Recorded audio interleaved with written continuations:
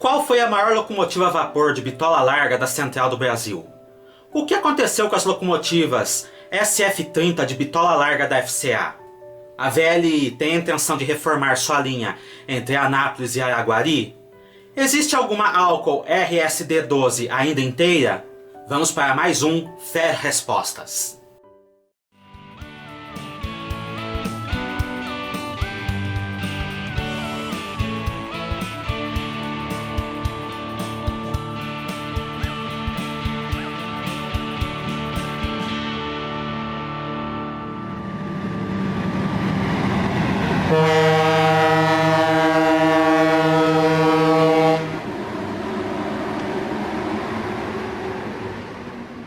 E aí pessoal, tudo bem? Antes de mais nada, considere se inscrever no canal se você ainda não é inscrito, ativar o sininho das notificações e se gostar deste vídeo, deixe seu like, pois isso fortalece bastante nossas atividades. Hoje nós vamos para mais um Ferro Respostas, que é o quadro onde eu esclareço as dúvidas deixadas por nossos amigos e inscritos na edição anterior. E para começar sem mais delongas, o Luiz Augusto perguntou: Oi JJ, tudo bem? Você sabe alguma coisa sobre o famoso bondão que saía de Campinas e ia até o distrito de Cabras? Meu avô falava muito dele. Além da companhia Mogiana e Paulista, saíam de Campinas a companhia Sorocabana e Funilense? Quais eram seus trajetos? Existe alguma chance da BPF Campinas estender a sua linha até a estação da CP no centro da cidade? Pelo que vi no Google Maps, parece que o antigo espaço do leito ainda está quase intacto. A Estrada de Ferro Teresa Cristina, em Santa Catarina, ainda tem locomotivas a vapor e carros de passageiros? Eles fazem passeios turísticos por lá? Você sabe alguma coisa a respeito do ramal de Amparo da Mogiana e também do ramal de Serra Negra com seus pequenos trens de bitola de 60 centímetros? Esses dariam um ótimo passeio turístico nos dias de hoje. Grande abraço. Luiz Augusto, em relação às companhias ferroviárias que passavam por Campinas e o bondão que seguia até o distrito de Cabras, eu farei vídeos à parte, então eu não vou responder agora. Quanto à BPF Campinas estender suas operações até a estação da Companhia Paulista no centro da cidade, isso hoje é impossível, já que foi construído um condomínio um pouco além da estação Guanabara e foi construída a nova rodoviária de Campinas, justamente por onde passava o leito. Já a Estrada de Ferro Teresa Cristina não possui mais locomotivas a vapor operacionais. As fotos e vídeos que nós vemos mais recentemente mostrando locomotivas a vapor tracionando carros de passageiros e até vagões de carga naquela ferrovia são uma iniciativa do Museu de Tubarão, que possui algumas locomotivas operacionais e tem um acordo de cooperação com a Ferrovia Teresa Cristina para a operação de trens turísticos especiais. Quanto aos ramais de Bitola Estreita, de Amparo e Serra Negra, eu também farei vídeos específicos sobre eles, quando eu começar a falar sobre a história da Companhia Mogiana. Muito obrigado por sua participação, Luiz. LSSR. Obrigado pela resposta. Meu sonho é morar tão perto da linha. Eu moro uns 9 km da linha, mas dá para escutar muito bem a buzina do trem sempre que passa. Eu sei como você se sente, amigo, e pior, eu morava a 50 metros da linha férrea até que extinguiram ela. Agora o trem passa 7 km daqui.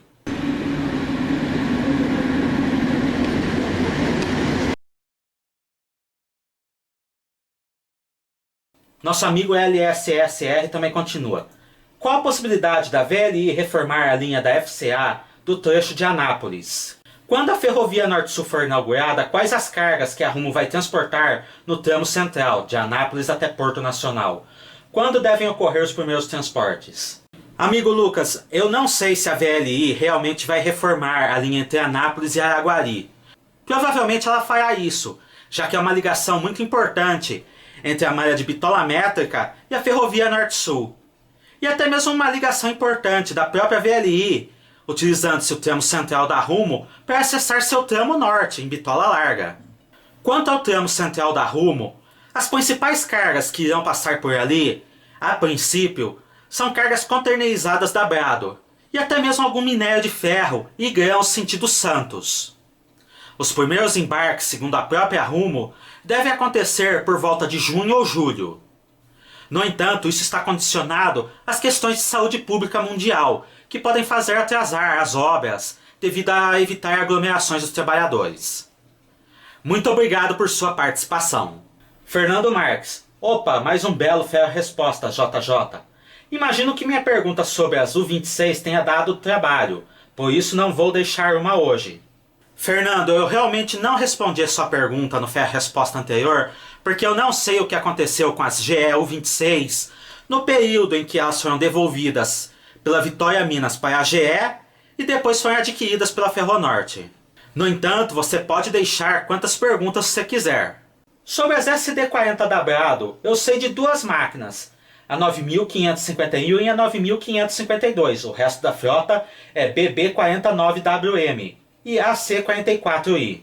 Um complemento sobre a pergunta das G8 e G12. Existem várias no Bauxita da FCA, operando no antigo trecho da EFL entre Barão de Camargos, Minas Gerais, e Barão de Angra, Rio de Janeiro, onde o transbordo para a MRS é feito. Valeu, JJ. Até a próxima. Fernando, muito obrigado por esclarecer a questão das SD40 da Brado Logística. Quanto ao trecho que você mencionou da FCA, ele já se encontra desativado desde meados de 2017. Muito obrigado por sua participação.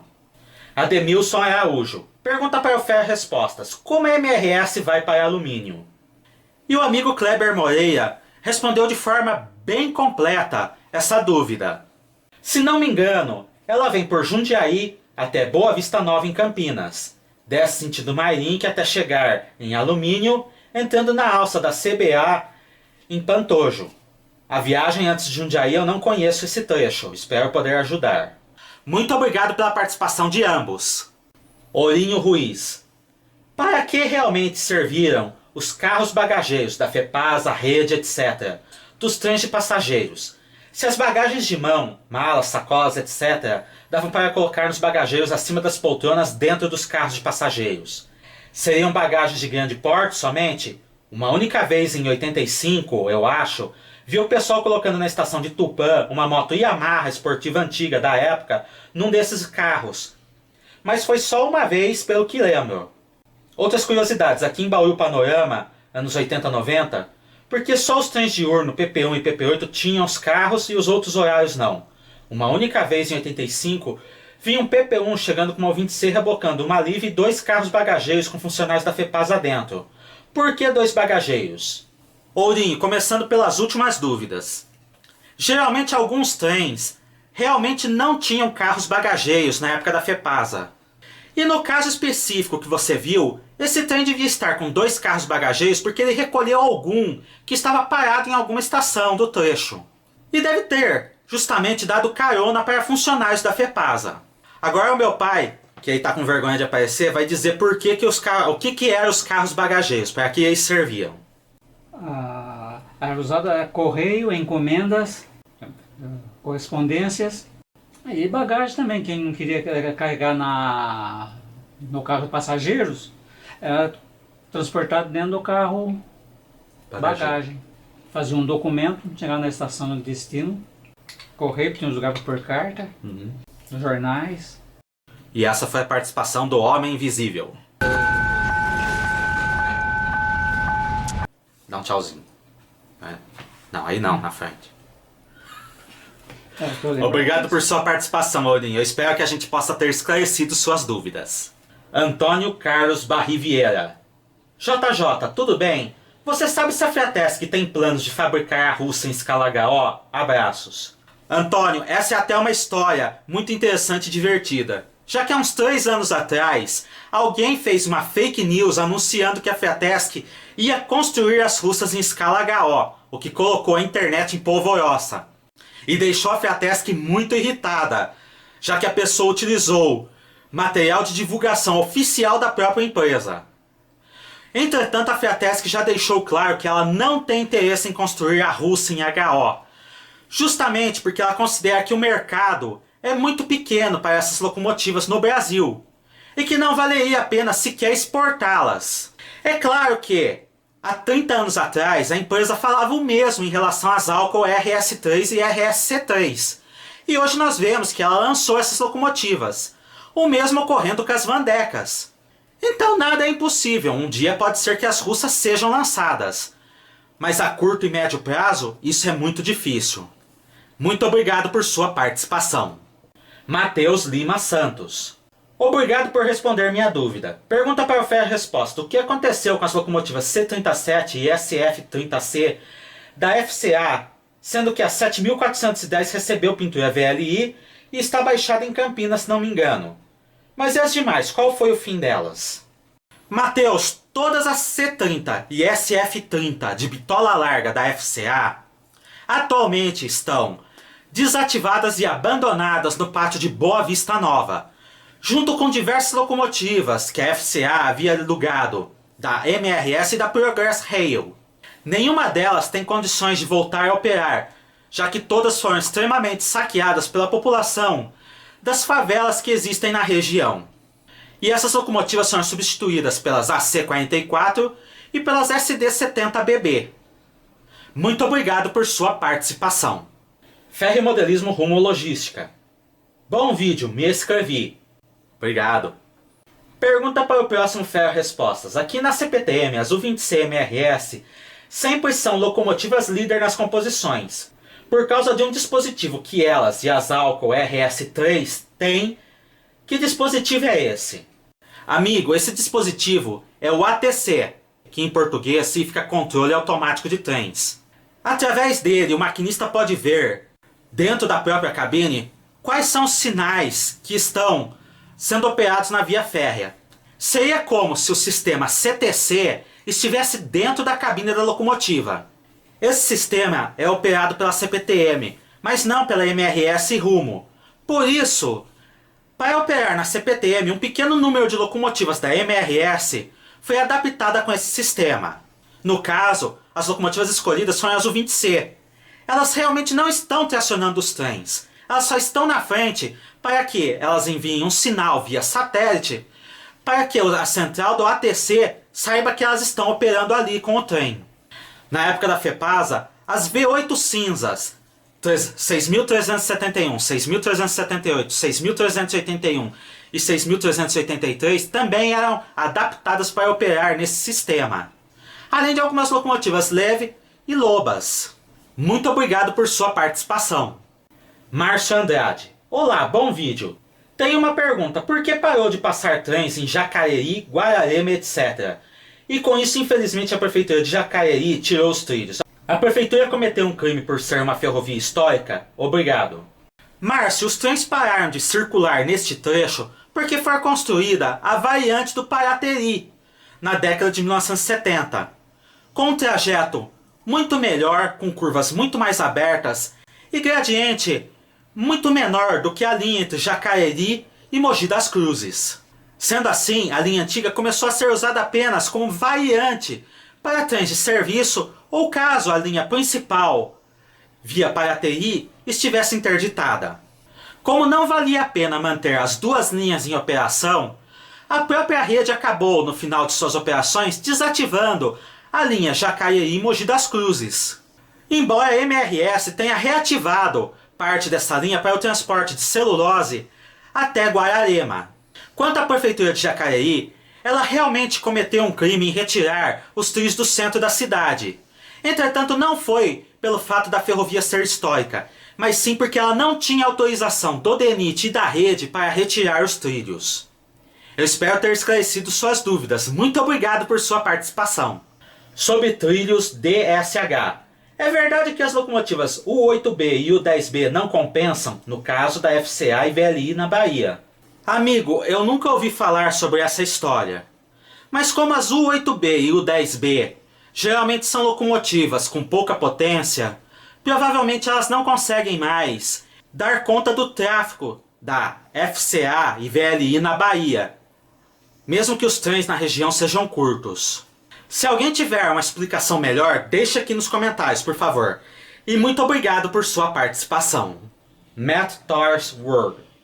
Por que as quintelas foram desativadas? Amigo, as GE C37A quintelas eram de uma empresa privada. Elas não eram nem da Rumo, nem da LL, nem da Brasil Ferrovias, Ferroban e Fepasa. Elas foram adquiridas por uma empresa privada e durante toda a sua vida elas foram operadas por empresas privadas, estando alugadas para as empresas ferroviárias. Sua última empresa proprietária, por já não ter uma frota de vagões e ter apenas 5 quintelas em operação, resolveu desativar as locomotivas, até mesmo porque elas estavam com uma manutenção muito atrasada, justamente porque a LL não cuidou delas. Por causa disso, as 7 locomotivas foram vendidas para a sucata, sendo que uma delas foi posteriormente, antes de ser cortada, adquirida pela ABPF para a preservação, que é a que atualmente opera nos trens especiais em bitola larga feitos pelaquela associação. Quanto às demais, todas foram cortadas em 2018.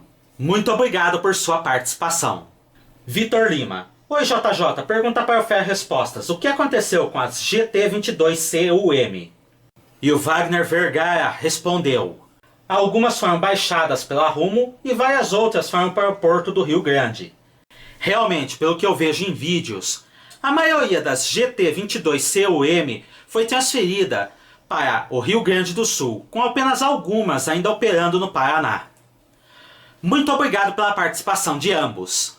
Michele Christian. Uma pergunta, quanto a Malha Oeste pode transportar de grãos no Mato Grosso do Sul?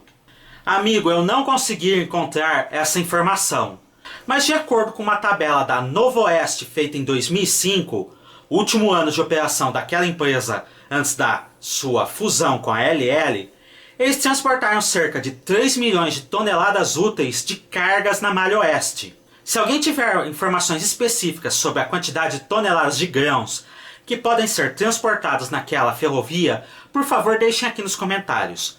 Muito obrigado por sua participação. Marcelo Nogueira Júnior. JJ, é possível os vagões duplo stack rodarem na Alta Paulista? Marcelo, seriam necessárias muitas intervenções em pontes, viadutos, até mesmo no gabarito de estações, para que os vagões duplo stack rodassem naquela área. A própria Brado já informou que por ali rodarão trens de containers comuns. Muito obrigado por sua participação. Carlos Alberto Manuel. Meus parabéns pelas matérias. Dúvida: por que nas laterais dos dormentes são colocadas chapas de metais furados? Qual a velocidade máxima que um trem pode desenvolver numa bitola estreita de 1 metro? Por que a maioria das V8 viajavam com as portas da frente aberta? Obrigado. Carlos, essas placas de metal que são colocadas nas laterais do dormente são para auxiliar na transpiração da madeira, para que ela seque mais rapidamente. Já as velocidades máximas empregadas em bitola de 1 metro ocorrem na Vitória Minas e em uma ferrovia sul-africana que eu não recordo o nome agora, mas que também é voltada para a exportação de minérios, por volta de 70 a 90 km por hora, competindo em igualdade com ferrovias de bitola padrão e bitola larga. Quanto às V8, e até mesmo russas, elas viajavam na maioria das vezes com a porta aberta porque elas não tinham ar-condicionado ou sistema de refrigeração nas cabines.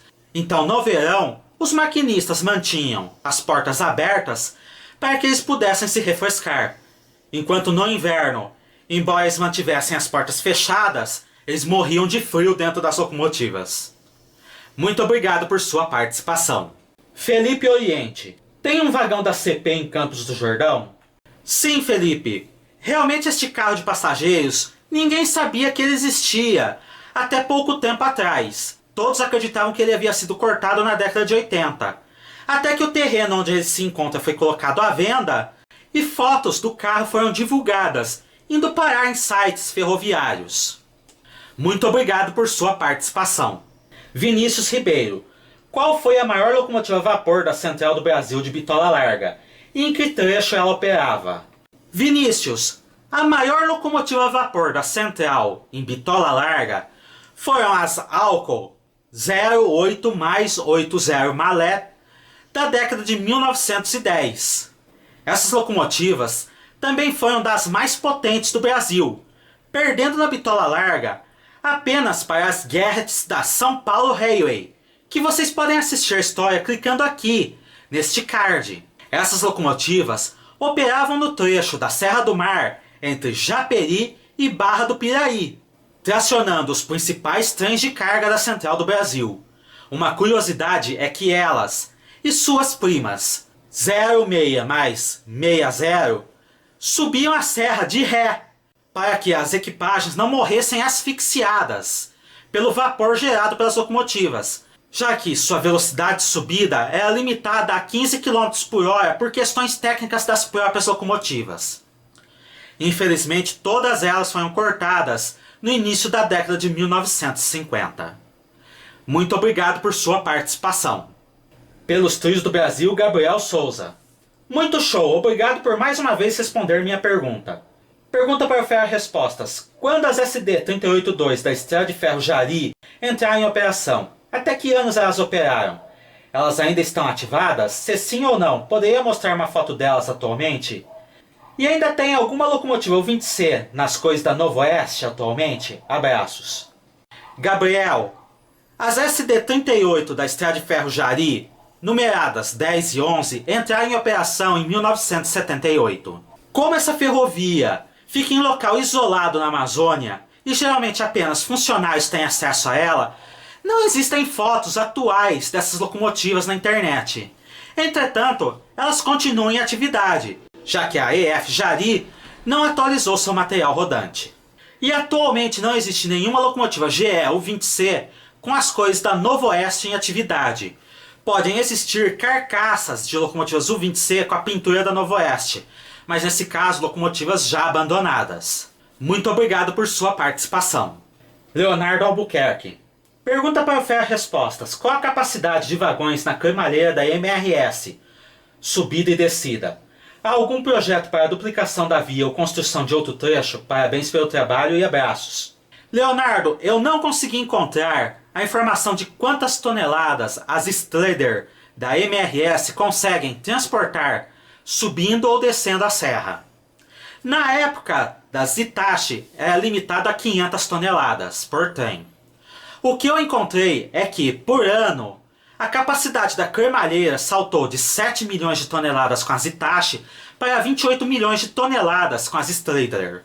O que, a grosso modo, pode significar que cada trem saltou de 500 para 2.000 toneladas.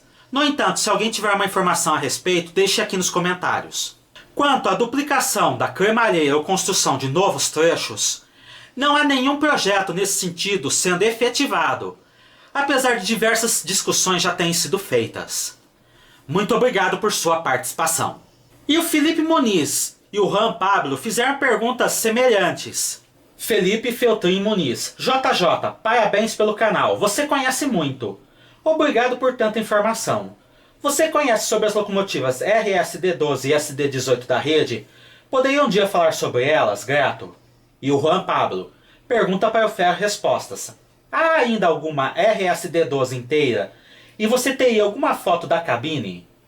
Respondendo para o Juan Pablo, infelizmente eu não tenho fotos mostrando o interior da cabine delas. E também não há nenhuma álcool RSD-12 inteira, todas infelizmente foram cortadas.